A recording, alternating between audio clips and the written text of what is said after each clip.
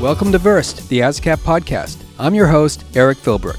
As part of our AAPI Heritage Month celebration, I am more than thrilled to share with you a conversation with the one, the only, Steve Aoki.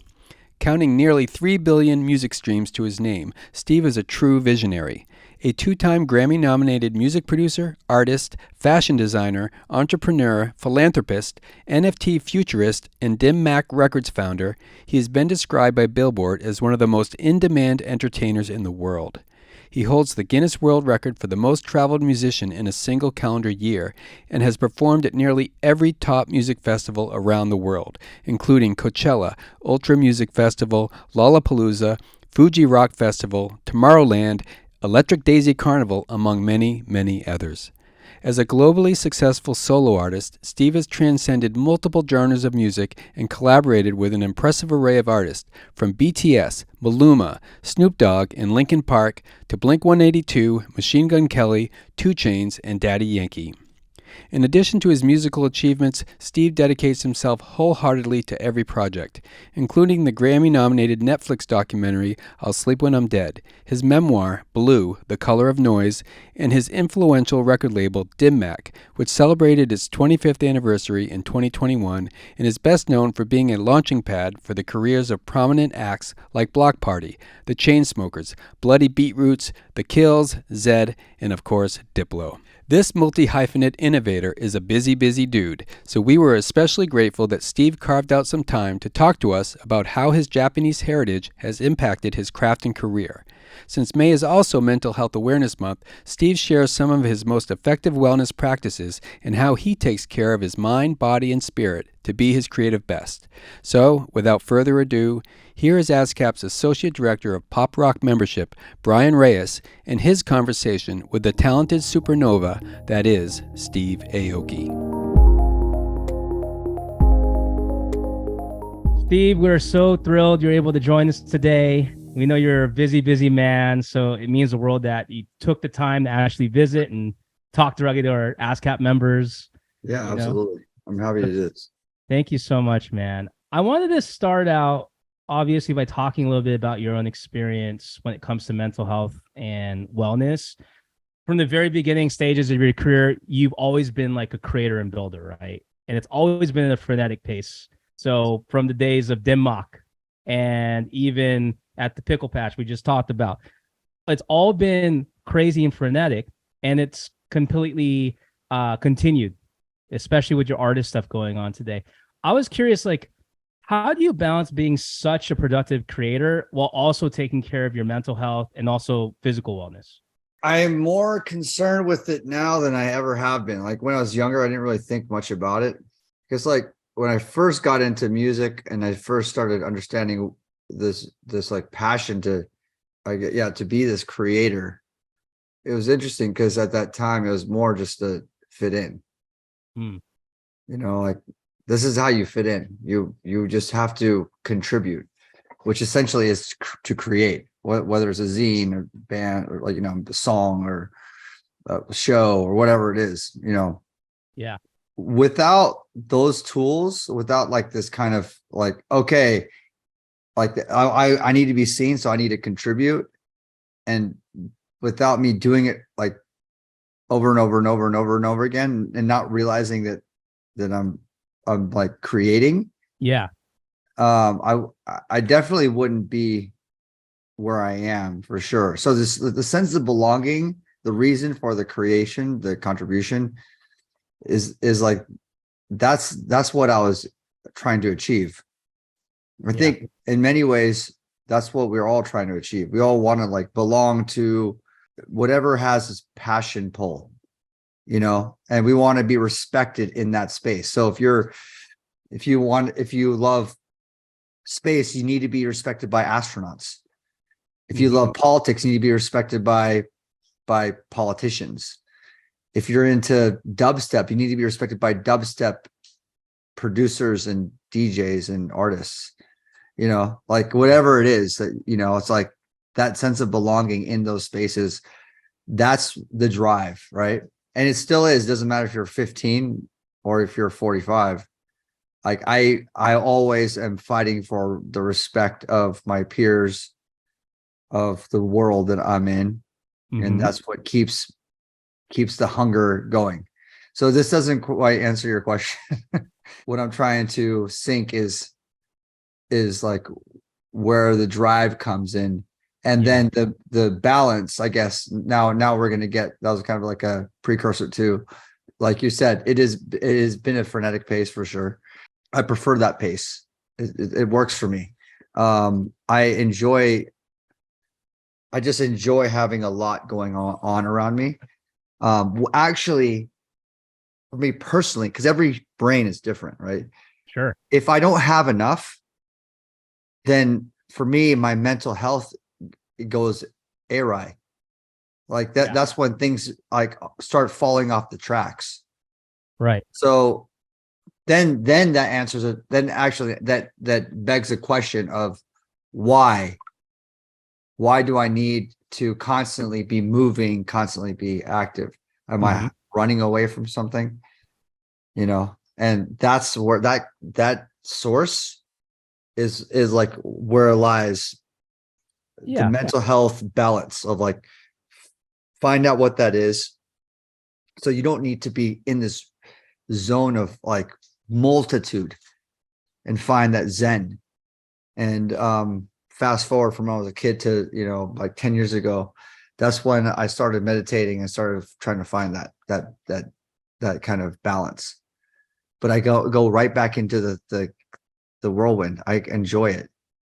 That's amazing. It's a convoluted answer. I'm sorry. Oh, really? I think the idea is everybody's different, right? We're all unique individuals. There's so many things that you just said that kind of flow in line with what we do at ASCAP, right? The idea of belonging, the idea of collaboration and contributing. Like, we deal with songwriters every day, and that's what songwriting is all about, right? For artists, you've dealt with the most amazing songwriters yourself.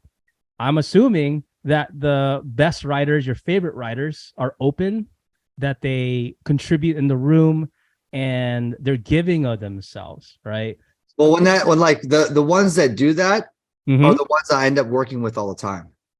Okay. It's not even necessarily about who's giving me the best melodies when I'm doing a writing camp.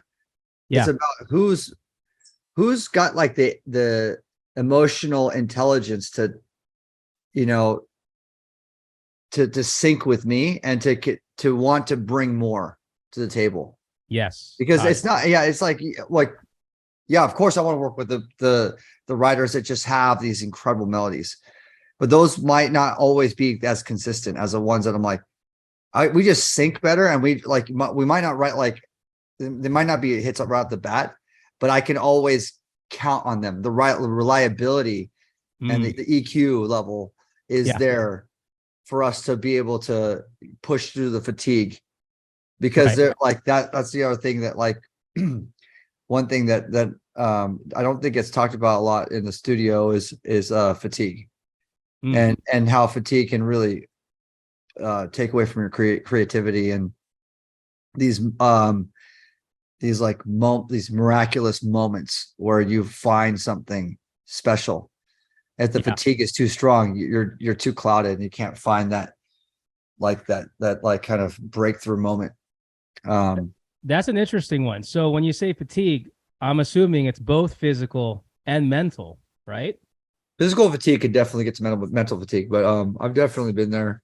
Yeah. I'm physically drained, and sometimes good shit comes out of that too. The delirious state, right? Yeah. Sometimes, like, I mean, the brain is strange, it's sometimes in like emotional heartbreak, you get 0 when you're supposed to be getting the best stuff, Yeah. Like, sometimes the best stuff comes out. I mean, obviously that's what people expect.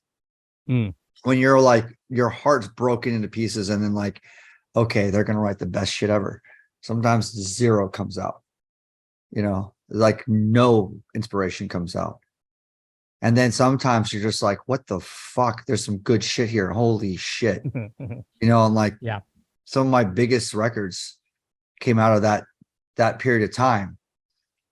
It might not be that moment, but that period of time if you go back into the archives of when I dropped some of these records, that was when I was going through some hard times, like Just Hold On, which is like, 500 million streams now. Spotify, it's like certain songs like that like really have a touching effect on people, which is why people listen to it. It's not necessarily because it's a banger in the club. It's more because it has a lyrical freeway to the heart.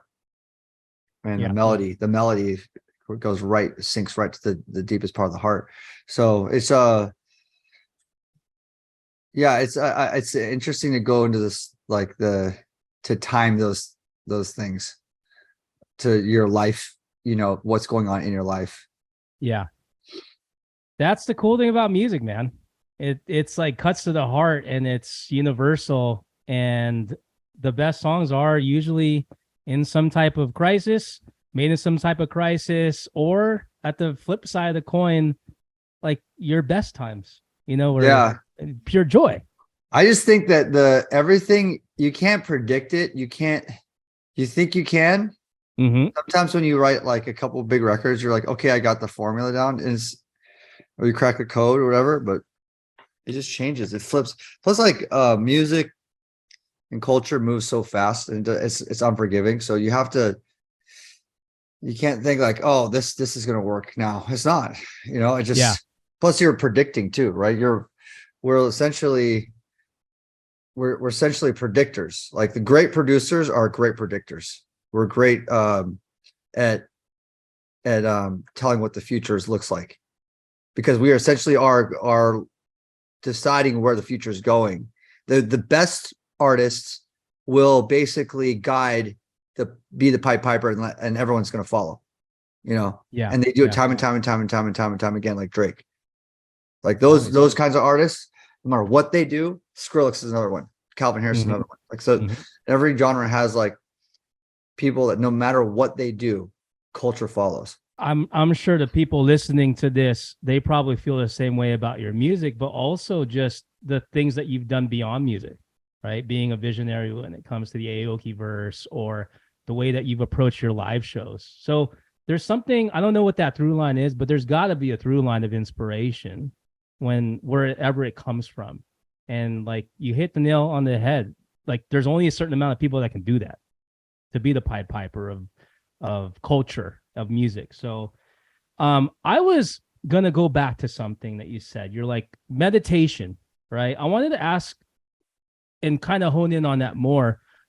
With meditation or things that you do physically or mentally, like what are some of the things specifically that you might want to share that has like kind of helped you, like with your mental and physical? 3 things that I've learned before the 3 things that I'm going to share with you that I like to do on a consistent basis.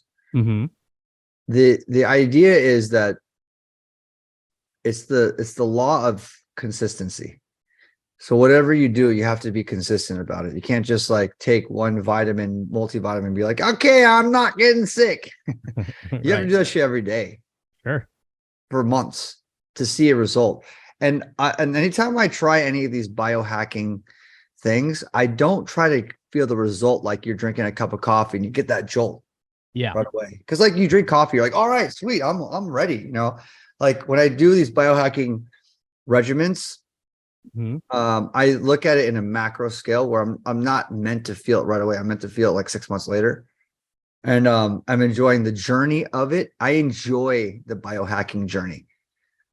I enjoy taking the time to learn about my body and do diagnostic checks. So 4 things I'm going to tell you about. 1, diagnostics is everything. Data is everything. Just like when you have a business and you want to know what your ROIs are, what your profit margins are, what your losses are, where are your losses?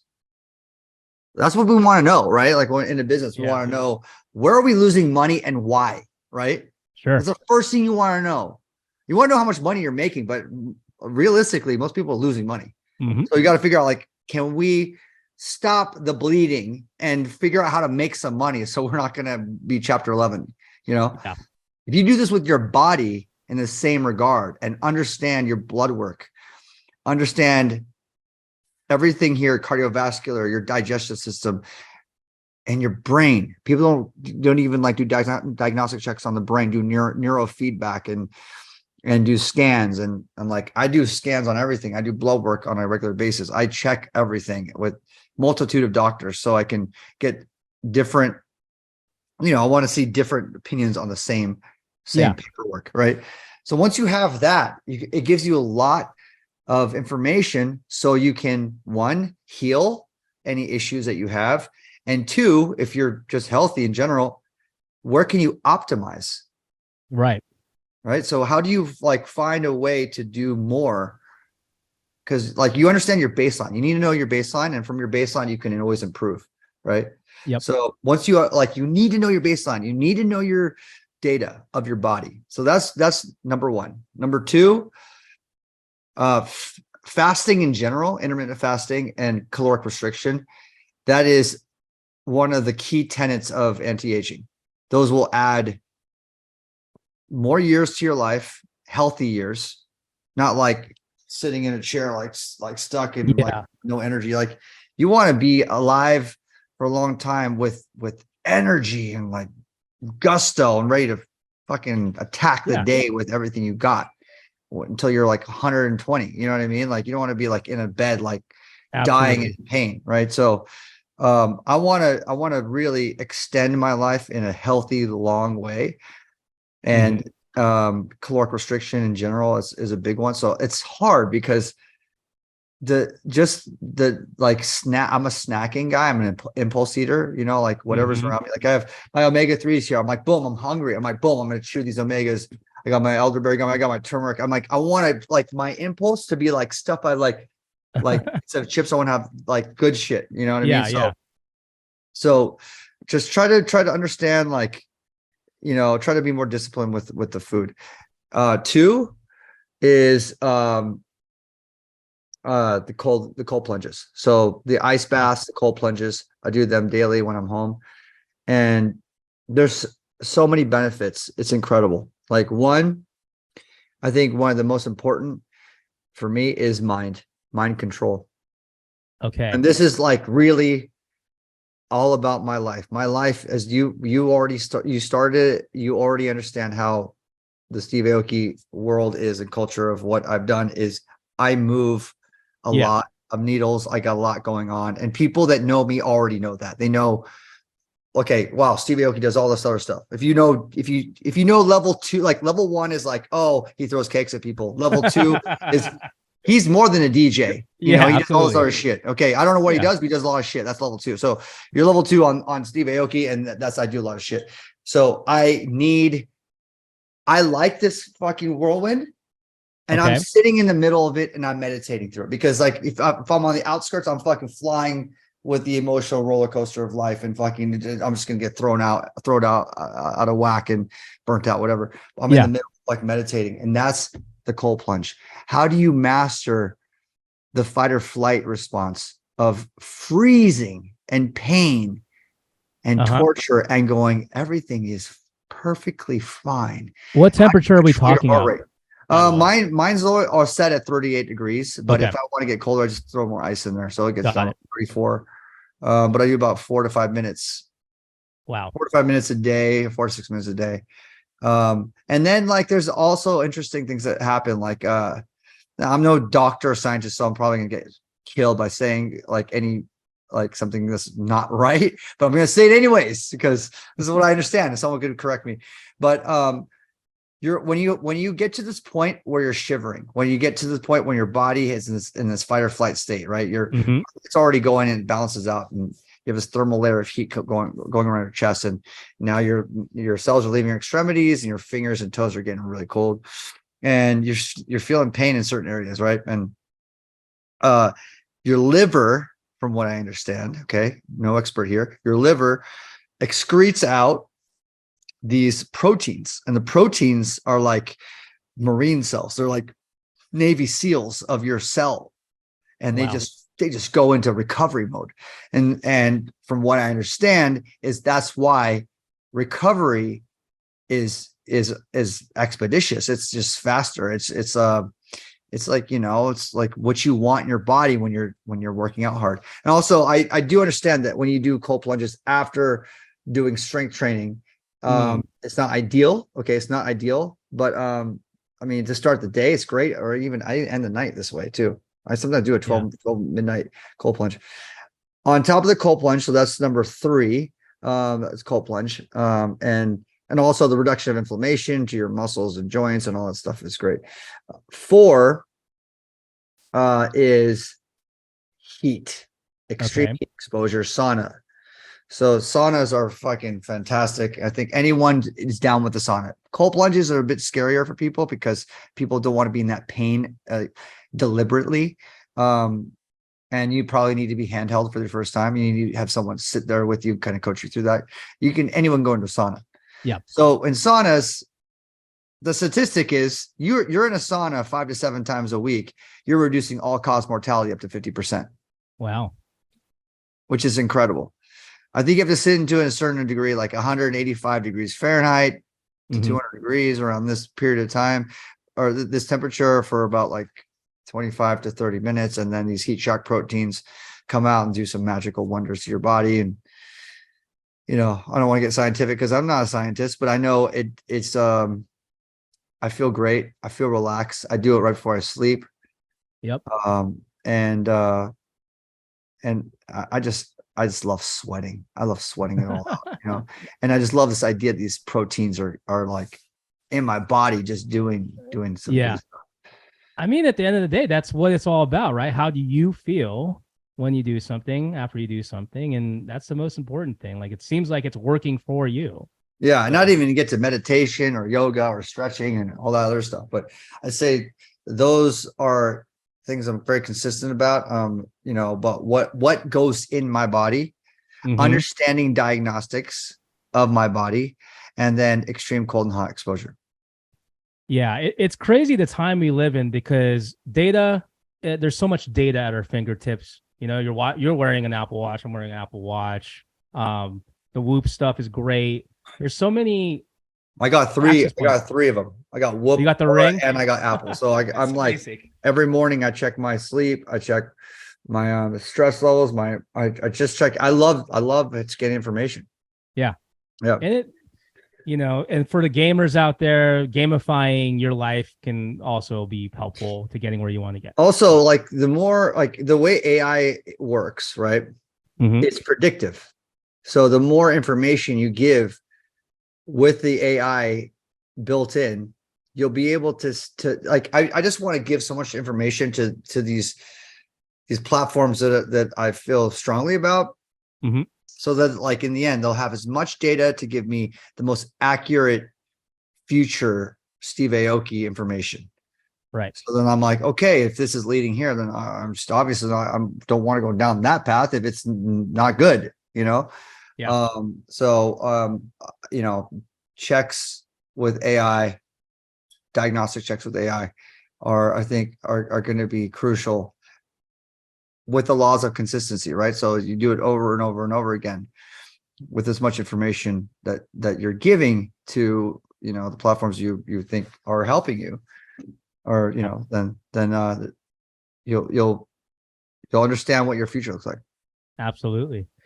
Yeah, consistency too. I'm glad you keep bringing that up because I think that's just a word that is applicable to anybody in any industry trying to be the best at what you do. You have to be consistent and put in the work. Yeah. Okay, well, I wanted to kind of shift gears a little bit and talk about, because it is AAPI Heritage Month.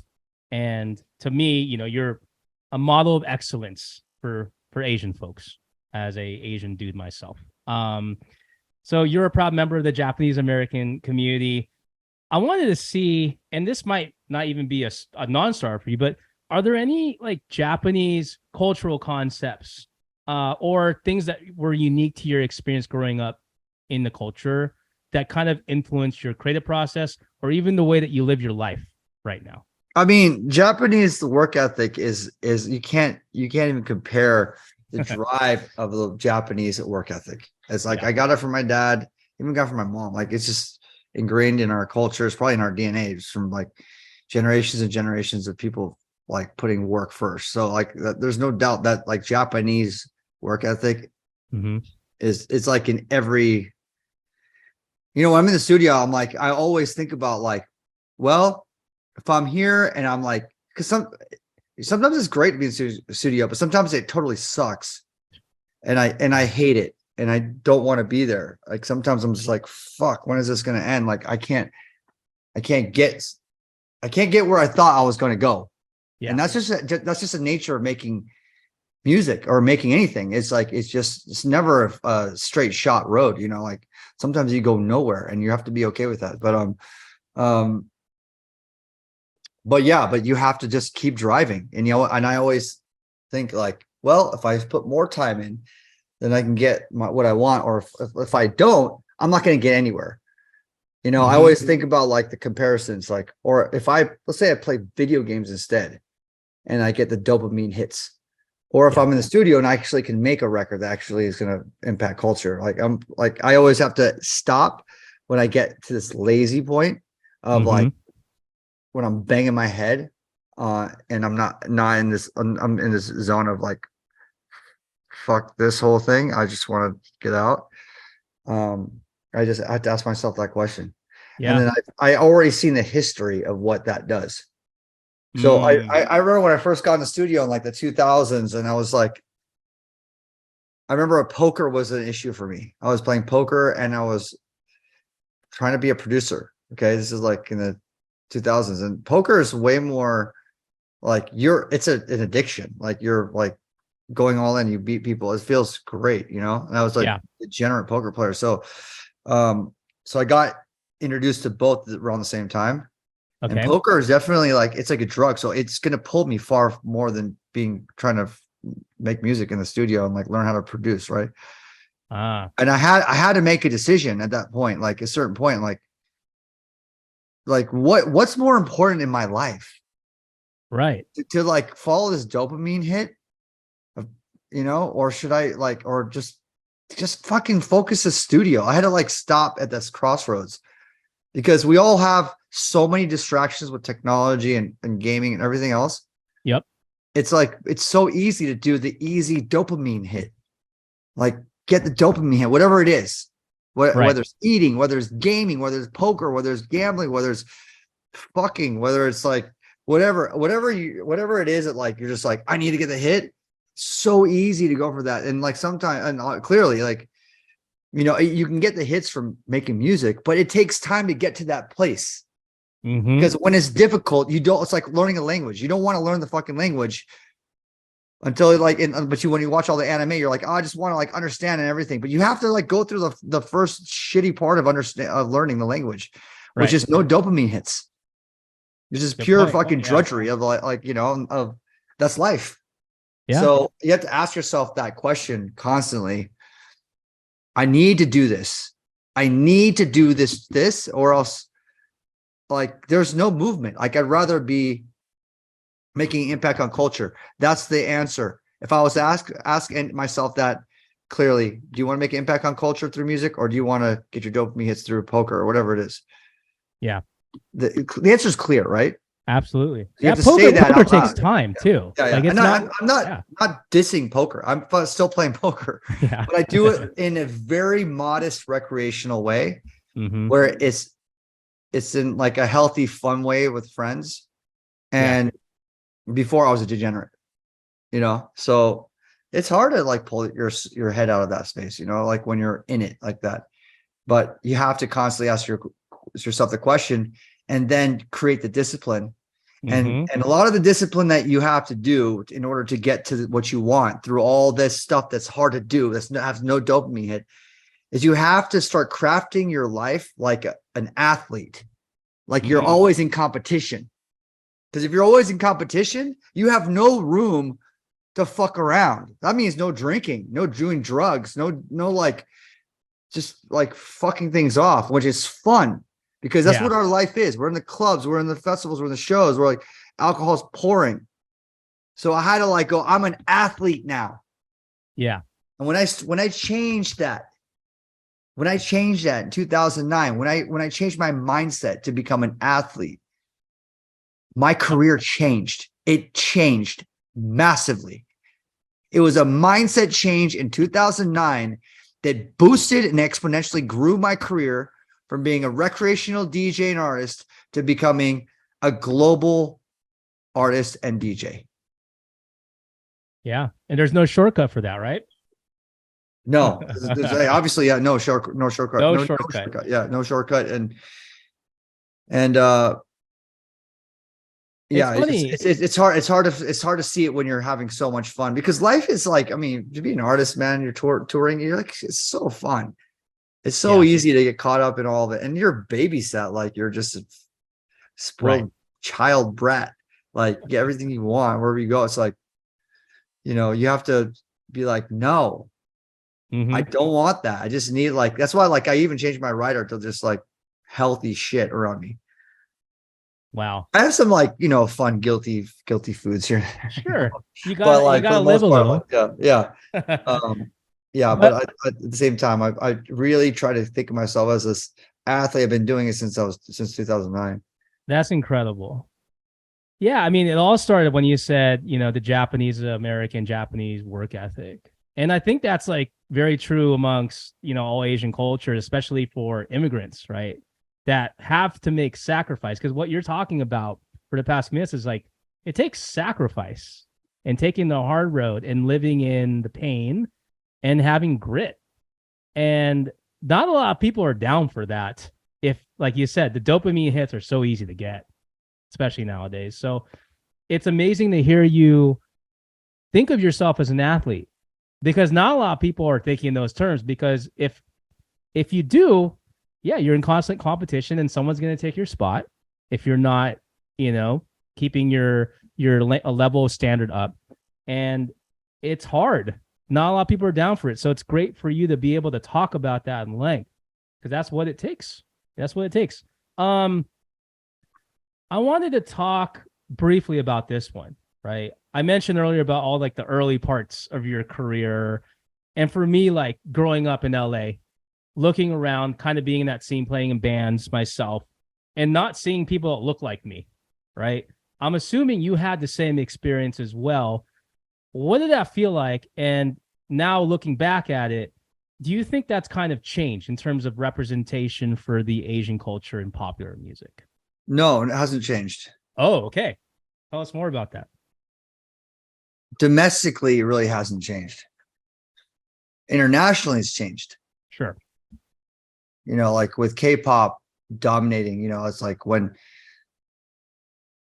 you see that everyone knows BTS, everyone knows that. So like it's amazing, like that when that happened, it's like, wow, we're a household name. Like people, like, you know, it's like it feels good when you have non-Asians that are obsessed with Asian people. Yep. Like that, you know, like as much as Harry Styles, it's like it's very normal for like non-Asian people to be obsessed with Koreans like Ed Sheeran and Harry Styles and Taylor Swift, you know, like that just never happened before. Never. Yep. You know, so that was a huge culture shift. So I just like, I was so happy to see that. So happy to see that. Yeah, absolutely. But as far as like the state of electronic music, there are other DJs, Asian DJs that are coming up for sure. You know, Wax Motif is like crushing in the house world. Elefante, he's been doing his thing. There's like a couple other guys out there that, and girls. You know, we signed this one Chinese artist, Chill, who's doing the speed house genre, and she's killing it, and I'd love to see her doing her thing. But it's few and far between, you know. It's not like you see like the biggest DJs, you don't see much Asian representation. And I'm sure, like, even I'm sure there are others, but I can't even think of them off the top of my head, you know. You know, there are of course more than that. Do you feel like a responsibility or like a weight in what you're doing? I don't want to think myself like that. Yeah. Okay. I don't like that pressure. I just want to just be me and do what I'm doing. And I don't want to have like, yeah, I'm sure people are like, you have responsibility. Yeah, I'm sure. But like, I'm just going to do what I want to do and hope that people care. I just hope that people care. And sometimes they do. And most times they don't in general sense of like, very, very like self-aware about my stamp on culture. Sometimes I make a big splash. I'm sure people like it's pretty cool to like see like some old people like go, I know who you are. And then like someone that I would never expect like be a fan of mine. It's just cool that it's gotten to that point. And of course I love seeing other Asians myself, just like when I meet Asian fans and then they're like, yo, I'm just trying to do my thing too. I want to do this. And, I'm like, it means a lot that you're doing that. And I'm happy to hear that, happy to see that because it's so important. Representation is incredibly important for, I just, I always go back to when I was a kid, when I was like, when I didn't even understand why I was so obsessed with Bruce Lee, growing up pre-teen, like 7, 8, 9, 10 years old. Like the only reason why I was obsessed with him is because he's Asian. Yeah. And he's like, he's on TV and people like him. I'm like, this is weird. Like no, people aren't supposed to like us Asians. We're like quiet. We don't want to be seen. Like he was the first dude that like could actually handle himself, like seen as a masculine entity. Yeah. And Asian culture is kind of like a very quiet, like we don't want the attention, so at least my mom and Japanese culture is very much like this. Japanese culture, every country has a different kind of cultural identity on how they represent to the world. But like Japanese is very, very like, don't be seen, like don't rock the boat, like let's just hide and like let's just survive. And then you see someone that's just like front facing and just like everyone loves. I'm like, what? This is like the best thing ever. Just oozing charisma, Yeah. So more of that is needed. It's crazy. It's just not enough. In America, like you go to like Asia, it's like all over, obviously, because I go to Asia and I see like, like I work with a lot of Asian artists, JJ Lin, he actually just sold out I think T-Mobile Arena. I think he did like Crypto.com Arena too. Yeah. So he's so massive, and or Jay Chow, like, like I met him, hung out with him, became friends with him. So it's cool to like work with Chinese artists, Japanese artists, Kari Pamu, who, just is absolutely just so cool. I love being able to try to be the bridge with what's going on in the East and connecting to music out here. And that's what's great about what I do, is that I'm a global artist now, Sure are, yeah. I really made an effort to make my music as global as possible, thanks to the fact that electronic music is it's a music that's not based on one language. Language, yeah. That's great. And I think the idea of what you're bringing up is even more powerful in a sense where you're being about it, not necessarily talking about it. And to me, like just being a part of the community, it's always great to see all the things that you accomplish, all the things that you spearhead beyond music, because we do need more people that are just doing things. And like our examples that we can point to are like, oh shoot, yeah, Steve Aoki, he's the best of the best in a certain industry, whatever that is. David Chang, whatever, Yeah, like, I'm not a politician, There you go. Okay. I'm not a politician. I mean, when I was in college, I thought maybe that was the course. I was like really, fighting for a cause, that kind of feeling, but like, I'm like, that's not my strong suit. Yeah. My strong suit is making music and express myself through the music. I mean, obviously I do all these other things too, but music is my main platform to like impact culture. but I at the very least, I understand how much representation means for Asians to be doing things in culture that are impacting culture. That's clear as day. You see an Asian person that's impacting culture is on TV or it's on the radio or it's somehow on the social media platforms, whatever it is, and it's affecting culture, swaying culture in a certain way. It means a lot. And it means a lot that the fact that their face is Asian. Yeah, it's true. It's true.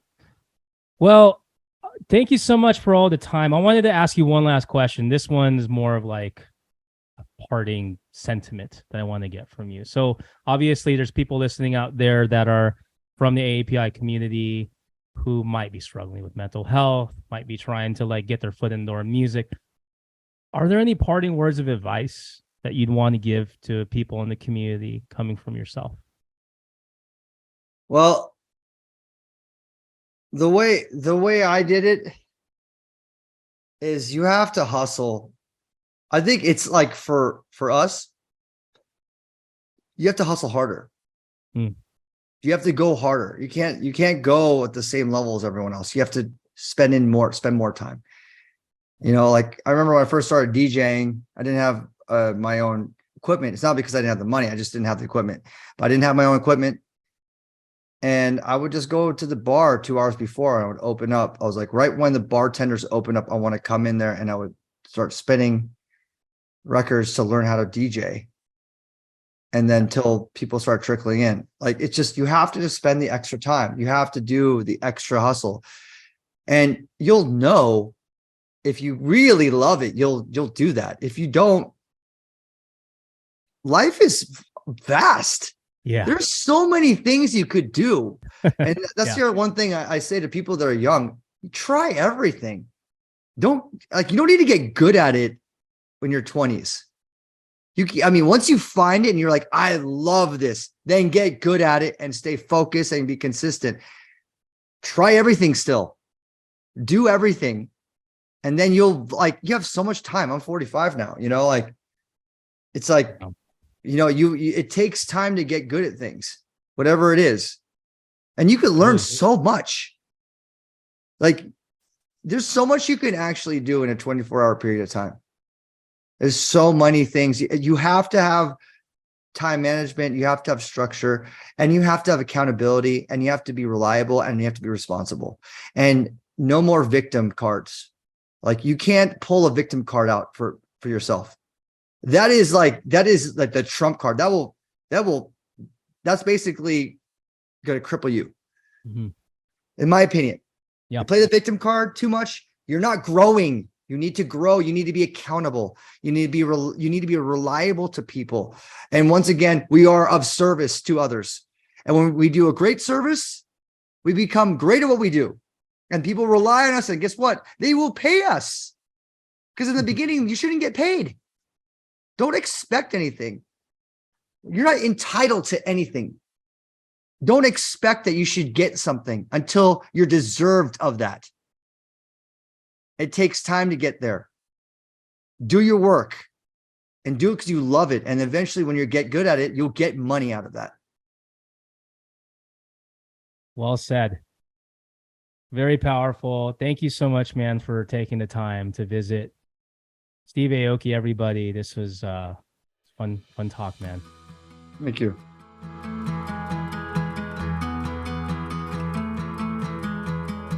Are you ready for a brand new experience? Well, you are in luck. A one-day edition of the ASCAP Experience is coming to Los Angeles on June 21st, live and in person, bringing together top songwriters, producers, and music industry experts like Sarah Hudson, Leon Thomas, Steph Jones, Daryl Brown, Nephew, and many, many more. The experience will offer up a wealth of information and up-close connection with today's music creator community, exclusively for ASCAP members.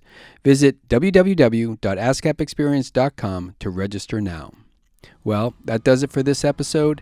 Thanks to everyone who made this episode possible: Steve Aoki and ASCAP's Brian Reyes for their illuminating conversation, Sarah Feingold and Eitan Rosenblum for editorial support, Tiffany Sims for graphic design, Kate Cordova and Holly Grace Jamili for managing our social media, MXM Tune, Rosalind Scher, and Kellen Pomeranz for our uplifting theme music, and Benjamin Keynes of Sight Sense Productions for audio and video editing. If you like what you hear on Versed, please tell your friends and neighbors and followers, comment on our YouTube channel, and share the podcast to help spread the word and grow our community. We'll see you back here real soon. Take care, everyone.